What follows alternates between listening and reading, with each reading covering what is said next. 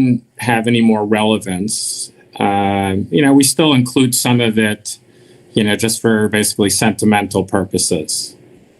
And he said, no, that's just not acceptable. It has a very important part. And so for him, the jumping off point was that particular issue. And then in the United States, the conservative movement kind of gained steam again as a reaction to the reform movement, where there was a council of rabbis that the theme was that we're going to try to unite everybody. And then they served either shrimp or something that was very clearly treif. I imagine a lot of Orthodox rabbis didn't show up in the first place because they didn't have much faith in it. But some of the rabbis that were there said, you've gone off the reservation. This is just too much. And eventually they formed the Jewish Theological Seminary. And this pamphlet that we're looking at here, it came out in the 100th anniversary of the Jewish Theological Seminary. And basically it was around the time, it was in the 80s, around the time when they were debating whether women should be included into JTS, whether women should be ordained. There were a lot of questions that were coming up that people said, what do you stand for? For a lot of people, and for a lot of the time, people defined conservative Judaism as what it wasn't. It wasn't like this, it wasn't like that, but not so much for what it was. And so the purpose of this pamphlet is intended to say what it does stand for instead of what it doesn't stand for. And we'll see, and you can be the judge in terms of whether it actually meets that, or if it kind of goes back to what we don't stand for. So that's, a summary of the forewords and the introductions. And it was put together, initially it was a bunch of rabbis, and then from the Rabbinical Assembly. Then they said, we should really include the academics from the Jewish Theological Seminary. And then the lay people in the movement, the women's and men's clubs, and, said, hey, we're here. We exist too. We have functioning brains. I'm sure they said it in a more respectful way. And they said, we think we should be included in this process as well. And they gained a respectable place at the table as well. So that's the layperson's view. And obviously you can find this online if you want to go through all the introductions. But I thought we'd save time and avoid that. So let's try and have different people read. And what we'll do is we'll jump in whenever somebody has a question or a discussion point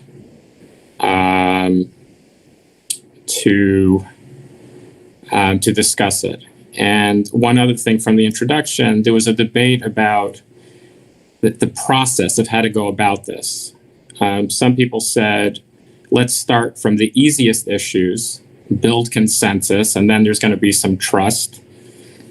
And then we can deal with the most thorny, differences of opinion.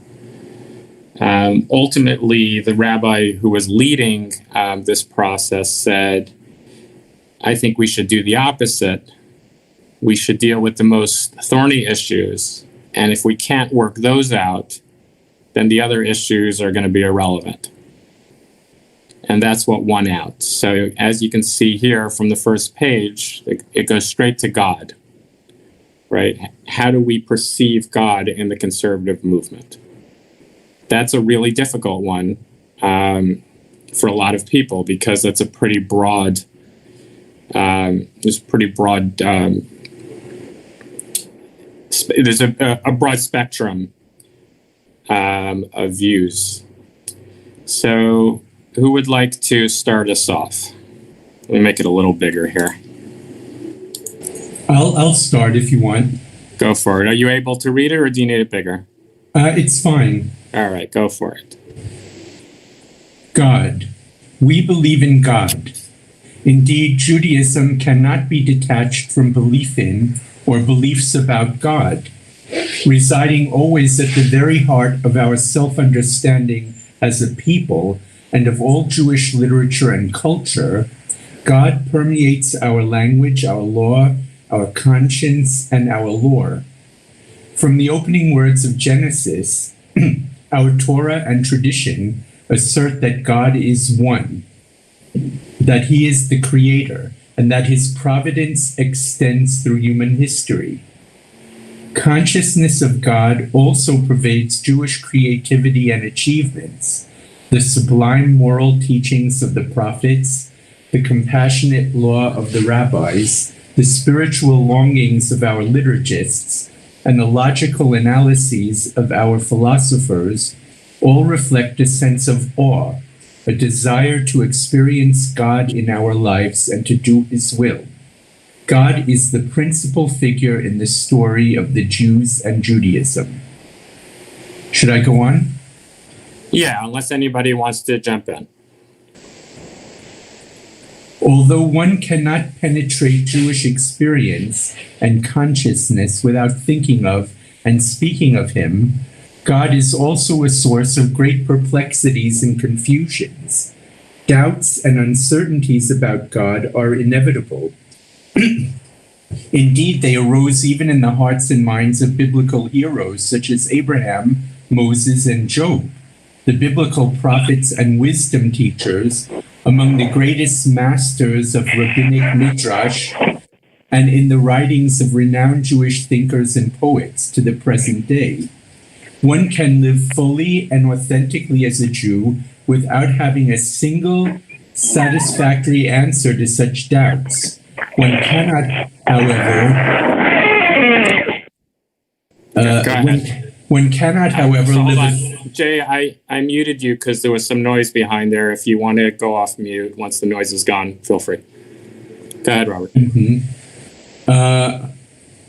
One can live fully and authentically as a Jew without having a single satisfactory answer to such doubts. One cannot, however, live a thoughtful Jewish life without having asked the questions. Does God exist? If so, what sort of being is God? Does God have a plan for the universe? Does God care about me? Does he hear prayer? Does God allow the suffering of the innocent? Every one of these questions and many others have been the subject of discussion and debate among theologians and laypersons alike for centuries. The biblical book of Job agonizes over each of these, concluding that God and his ways cannot be comprehended fully by human beings. The Jewish tradition continually has taught that we must live with faith even when we have no conclusive demonstrations. Conservative Judaism affirms the critical importance. So let's just stop with that. Mm-hmm. So that's a pretty powerful statement there. Conservative Judaism affirms the critical importance of belief in God, but does not specify all the particulars of that belief, right? Is that what you just said? No, the one before that. Jewish tradition continually has taught that we must live with faith even when we have no conclusive demonstrations. That's where I finished. Yeah. Right? And so to me, that's a reminder of the point of faith, right? If we have solid evidence, we don't need faith. The faith is when we don't have the solid evidence, we might base it on our feeling, our tradition, our experience, our need for meaning. But, that's a powerful statement there. Anyway, I just thought I'd throw that in. Keep going. Should I go on now? Yeah.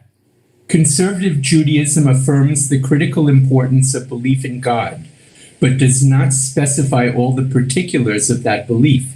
Certainly, belief in a Trinitarian God or in a capricious amoral God can never be consistent with Jewish tradition and history. Valid differences in perspective, however, do exist. For many of us, belief in God means faith that a supreme supernatural being exists and has the power to command and control the world through his will. Since God is not like objects that we can readily perceive, this view relies on indirect evidence. Grounds for belief in God are many. They include the testimony of Scripture, the fact that there is something rather than nothing, the vastness and orderliness of the universe, the sense of command that we feel in the face of moral imperatives, the experience of miraculous historical events, and the existence of phenomena which seem to go beyond physical matter, such as human consciousness and creativity.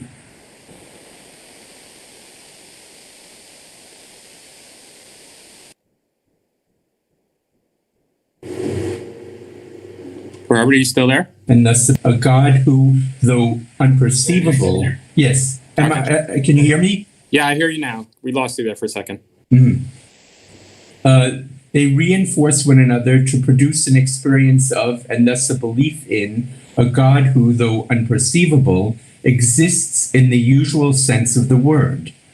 This is the conception of God that emerges from a straightforward reading of the Bible.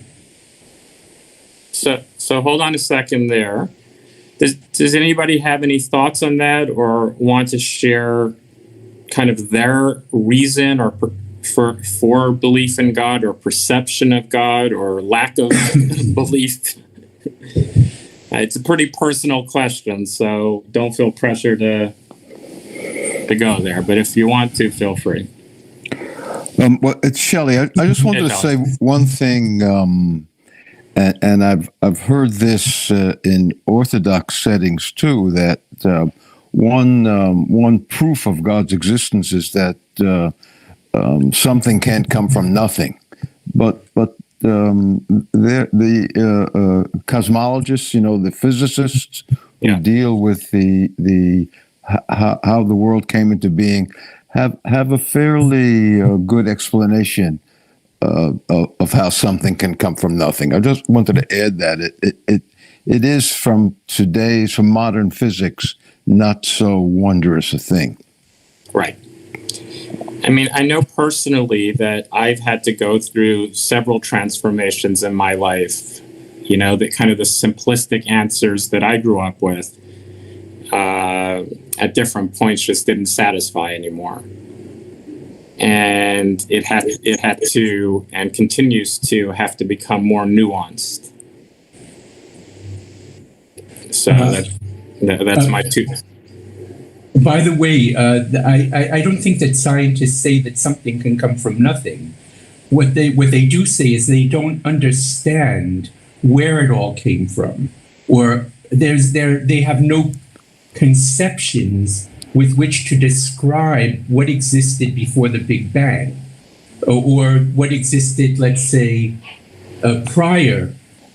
I mean, what was reality like before there was a Big Bang? It doesn't. They're not denying that there was something which led to the Big Bang, because it would never have happened if nothing had led to it. This is just a matter of logic. The problem is that there are no laws of physics which apply before the Big Bang. So that doesn't mean that there is no cause. It just means that it's not a cause the way things happen in the universe. So it would still leave room for God to be the cause of what happened, which led to this first emergence of space and time. Okay. Yes, and these are the exact kind of debates that they struggled with in forming this document. So you're right on track. I mean, and this is normal and acceptable. And I think, any rational person is thinking this. Whether they say it or not is a different story. Some people live in environments where it's not acceptable to talk about openly. But I think any person at some point, starts saying, okay, what is the bigger picture, right? And there were times when it was explicitly stated that you're not supposed to go there. That's for greater minds, but I think the curiosity is natural. For me, also an interesting question is the question of God as a person. I mean, not as a human being kind of person, but if you think that, let's say, a cat and a dog have personalities. Yeah. So in a way, they have a kind of a soul or whatever. And we are maybe a little bit more organized and able to think more than they do, but then God. But we're a kind of personality also. God is a personality too, because that's the way He appears anyway in our Bible. He's a person. I mean, so the idea of God as a person that you could actually relate to, that could talk to you, that you could talk to in some way, that I think is something very intriguing to me. Not just God as the cause of everything or the cause of order, but also as a kind of super or ultimate person.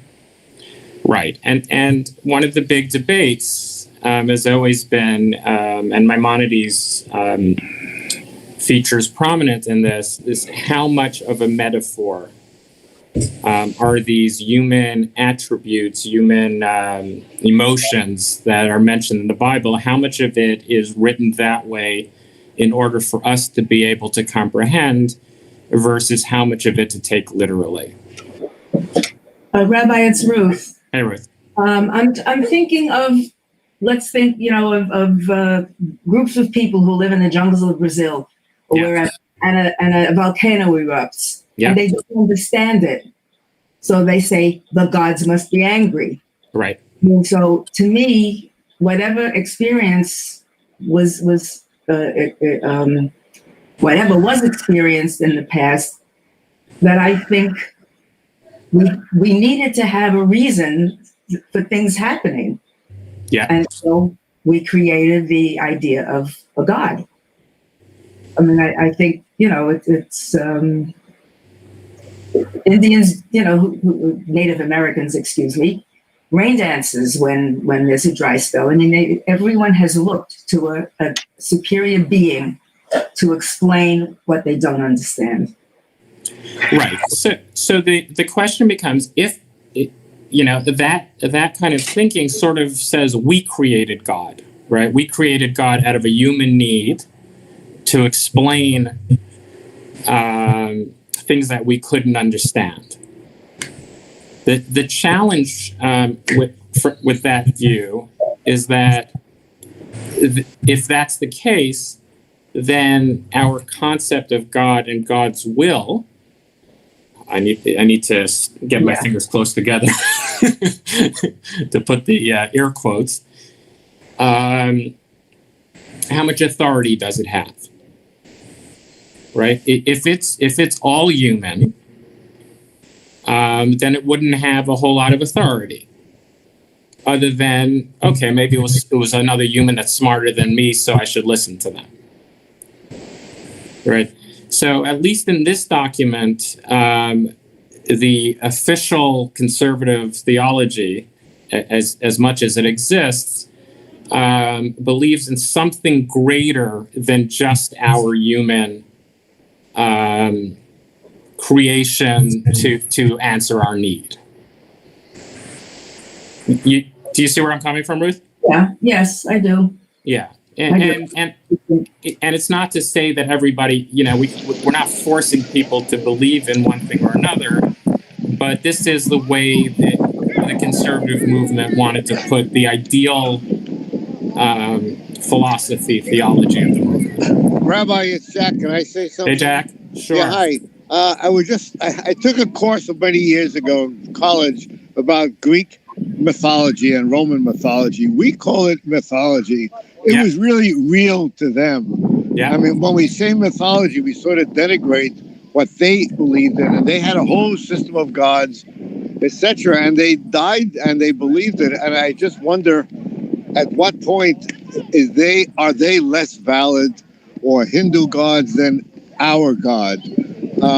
Maybe it's not completely appropriate, but people really believed, and it was an outside God that they believed in too. Whether you go to Hinduism with multiple gods, or like I said, the Greeks with Zeus as a father, etc. We're a little egocentric on that level, I think. I think egocentric would suggest that ours is superior, right? Well, yeah. I'm just saying, not so much our God is superior, that we're superior to them for worshiping God this way.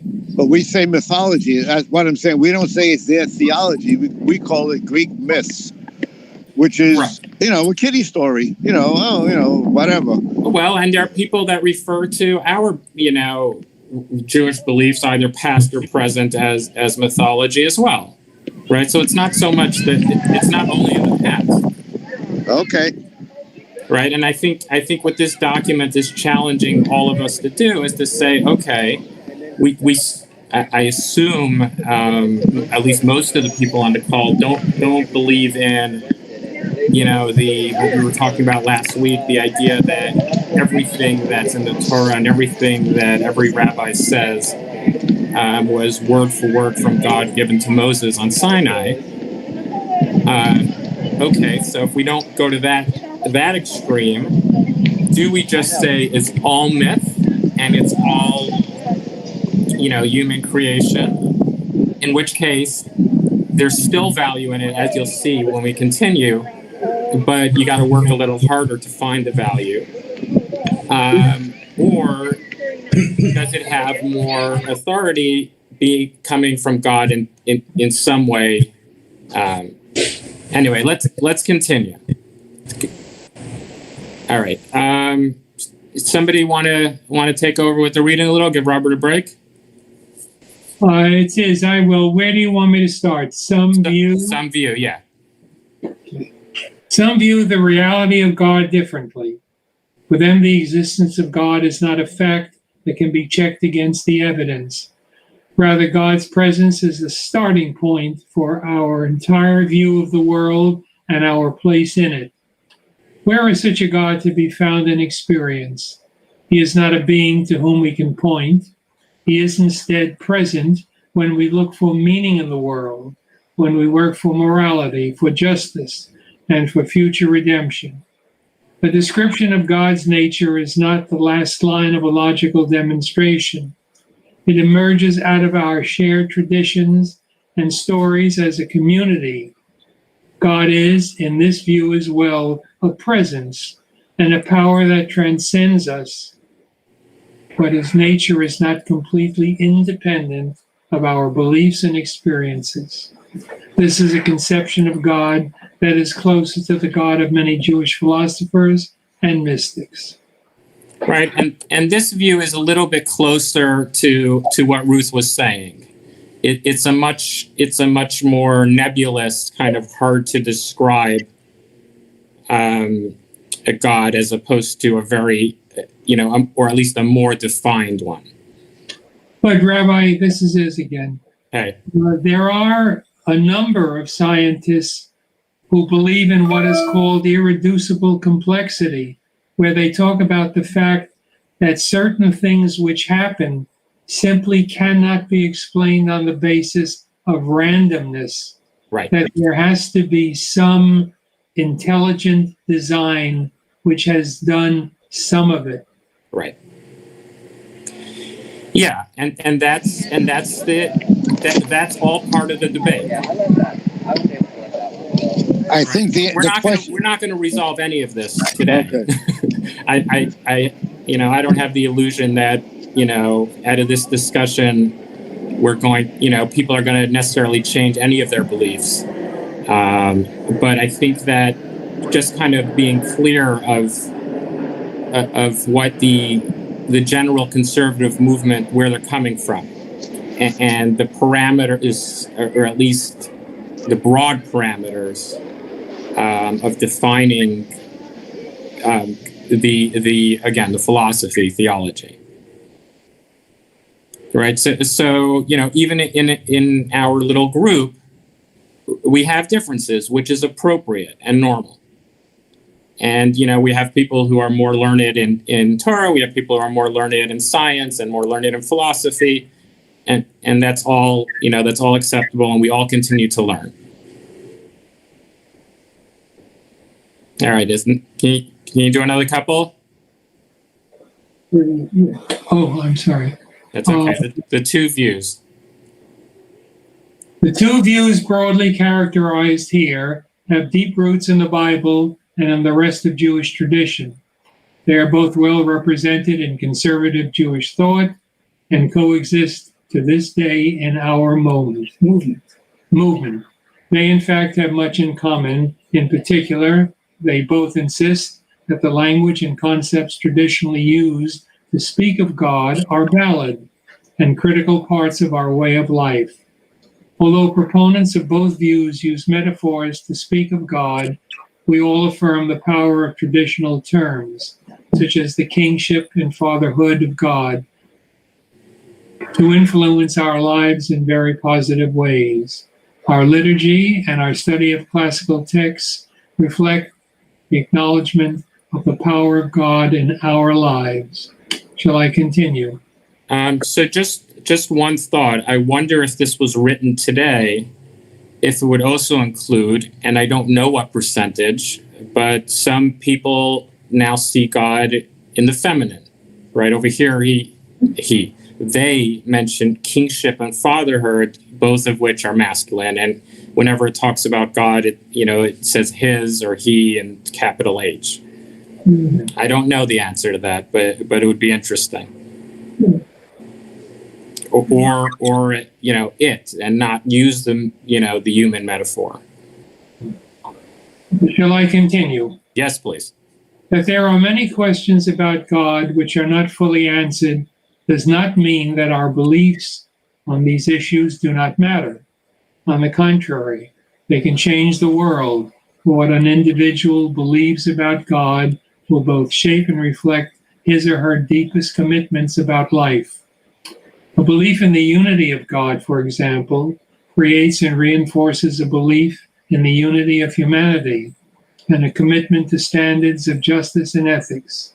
Similarly, a people which believes in a God which adopts orphans and defends widows and commands us to do likewise will construct a society vastly different from that of a community which glorifies only the autonomy of human beings.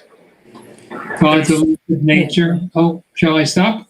Yeah, just 1 second. So, I don't agree with the first statement there, which says that if somebody believes in the unity of God, that necessarily brings them to believe in the unity of humanity, because we know that there are people that professed to believe in the unity of God who have done horrific things, right? And so, I find that one a little bit more challenging. The second one, the idea of seeing the God who adopts orphans and defends widows, I think that that's a much more clear line of thinking. If this is the idea of God, a compassionate, moral, good, caring God, and I'm supposed to try to emulate God, well, then I should care about the vulnerable. Go ahead, Iz, one more. God's elusive nature has always given us many options in deciding how we shall conceive of him and how that will affect our lives. The human condition being what it is, some choices in these matters must inevitably be made. In our own fragile world, the tenacious belief in God that has characterized our history since Abraham and Sarah stands as instruction and inspiration, and continues to call us to pattern our lives after the God in whom we believe. Thank you. All right. So the next section, Revelation. Who wants to read? I guess I will. My mic's still on. Go for it. Thank you, Ruth. Conservative Judaism affirms its belief in revelation, the uncovering of an external source of truth emanating from God. This affirmation emphasizes that although truths are transmitted by humans, they are not a human invention. That is why we call the Torah, Torah Emet. The Torah's truth is both theoretical and practical. That is, it teaches us about God and about our role in his world. As such, we reject relativism, which denies any objective source of authoritative truth. We also reject fundamentalism and literalism, which do not admit a human component in revelation, thus excluding an independent role for human experience and reason in the process. The nature of revelation and its meaning for the Jewish people have been understood in various ways within the conservative community. We believe that the classical sources of Judaism provide ample precedents for these views of revelation. The single greatest event in the history of God's revelation took place at Sinai, but was not limited to it. God's communication continued in the teaching of the prophets and the biblical sages, and in the activity of the rabbis of the Mishnah and the Talmud, embodied in Halakha and the Agadah, law and lore. The process of revelation did not end there. It remains alive in the codes and responsa to the present day. Right. And so even though the rabbis, like we learned last week, the rabbis and the Talmud said that prophecy ended, basically around their time, the destruction of the Second Temple, they're making a distinction here between prophecy and revelation, right? Which some might argue are the same thing. But depending on our concept of revelation, they could be something different. Right, which some might argue. Shall I continue? Yes. Shelley, I have a problem if conservative Judaism allows revelation. How does it escape from fundamentalism? I mean, once God reveals something at Sinai, you pretty much have. It seems to me you pretty much have to adhere to the revelation. So Shelley, let's finish this section, and if you still have the question, I'll answer it then. Okay, thank you. Yeah, because it does go to that. I think it answers it on its own. Go ahead, Ruth. Some of us conceive of revelation as the personal encounter between God and human beings. Among them, there are those who believe that this personal encounter has propositional content, that God communicated with us in actual words. For them, revelation's content is immediately normative, she spoke English, as defined by rabbinic interpretation. The commandments of the Torah themselves issued directly from God. Others, however, believe that revelation consists of an ineffable human encounter with God. The experience of revelation inspires the verbal formulation by human beings of norms and ideas, thus continuing the historical influence of this revelational encounter. Others among us conceive of revelation as the continuing discovery through nature and history of truths about God and the world. These truths, although always culturally conditioned, are nevertheless seen as God's ultimate purpose for creation. Proponents of this view tend to see revelation as an ongoing process rather than as a specific event. Shelley, do you feel like that answered the question? You're on mute. Well, I think it really goes to the core of what conservatism is about. That is this idea of revelation being interpreted or being modified. seems to me the very central core of the idea of conservatism, say, versus orthodoxy. Yes and no. It's the difference is when you really boil it down is very subtle.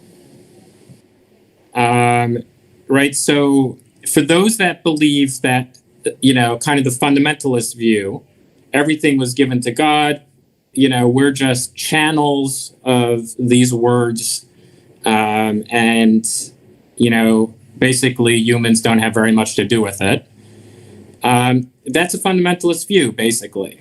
But even in orthodoxy, there's differences of opinion, there's interpretation, and we know that things that are expressly said literally in this week's parsha and the last 2 weeks' parshas, some of the most difficult laws, the death penalty and some of these other things were the rabbis, found some authority, however you define revelation, where they got it from, to change it, to change things.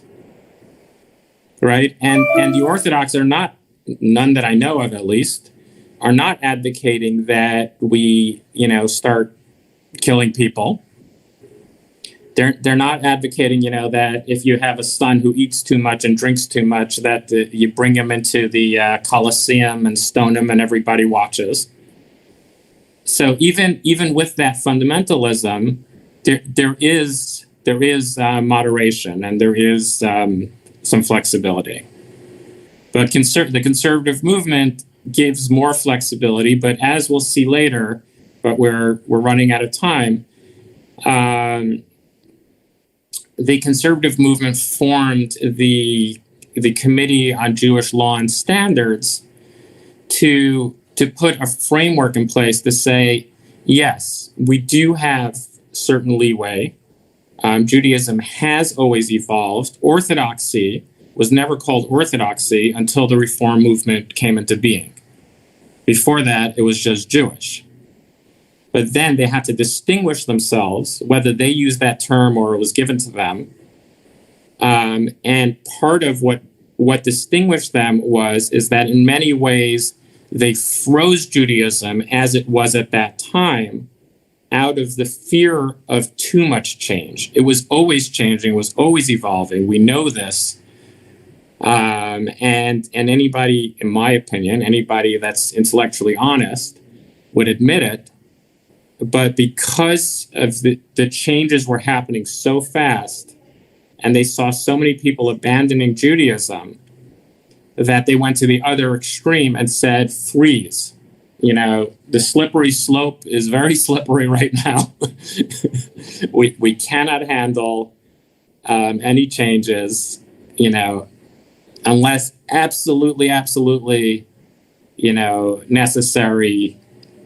There's some moderate change, but that's my understanding of it. So even in conservative Judaism, unlike Reform, which say that halacha is pretty much optional, conservative Judaism says it should be done by the best minds, ideally not even the local rabbi, who is given a certain amount of authority, but that rabbi, when it comes to something that's, major, should really be consulting with this Committee on Jewish Law and Standards, and not just making major changes on their own. And so the revelation is coming through the broad learning and understanding and scholarship of these people. So you're saying it's not an either or. It's that orthodoxy is more sticky, so to speak. It's sticky, you said? Yeah. I mean, it is slower to change. Exactly. And especially after the Reform movement and the Enlightenment, when changes were happening so fast, they really, but they had to, electricity happened, the Industrial Revolution happened, women all of a sudden are in the workplace, so many of these rules are written based on the man being the breadwinner and the woman, being at home. And, last month Dora was the breadwinner and I was taking care of Zahav. Mm-hmm. Thank God New York State gave some, has some paid family leave now, but, a lot of the realities are different. And it's clear from some of the rules, they were written based on a different reality. Mm-hmm. Yep. All right. So this is a good place to stop. We have a lot of content here. So we'll see how far we go with this. I would like your feedback. If you find this helpful, I'm happy to continue with it. If you prefer to go back to more of a focus on the weekly Torah reading, then we can do that as well. So please email me your thoughts on that. Any other questions or comments? I just wanted to say now I find it very interesting to do this. Excellent. Thank you, Robert. Yeah, me too, Shelley. Yes, I think it's terrific. Liz and Ruth also. Yeah, both of us as well. Okay, good. Because I do the Parsha classes, and a lot of it, I try to come up with new stuff, and but for a lot of you, you've heard a year in and year out, with a little bit of a different twist here and there. It's very interesting, Rabbi. It's Jack. I'm outdoors enjoying the world, but I'm focusing on you. So I'm honored. I really am. I know you like to take your walks on the beach, so. Actually, it's my grandson's birthday party, but they don't really need. I'm redundant at this point, so that's an even bigger honor. Yes, I'm listening to you instead of watching little 7-year-olds run around, which is fine too. I hear you. Thank you. My pleasure. All right, so just a couple of announcements. Tonight is the open house for the Hebrew School for those that applies to or who want to support it. Tomorrow night, the cantor, as far as I know, will continue his class from the Mishnah on Pirkei Avot, Ethics of Our Fathers, followed by Maariv. And then Thursday night, we'll have the usual 7:30 service. And then Friday night, 6:30 p.m. Services. Friday Night Live. Friday Night Live. Oh, that's right. Thank you. So the kids are actually, it's a really beautiful thing for any of you who haven't participated yet, where the kids kind of take the lead. And it's really nice to see the next generation participating. And then I know that Sandy's moving ahead with getting the prayer books for the high holidays, the Machzorim, and preparing everything. We still don't have a solid plan for Selichot yet. We're negotiating that. We'll let you know as soon as possible. I'm pretty sure it's not going to be in person, but in terms of what time it will be and what the program will be.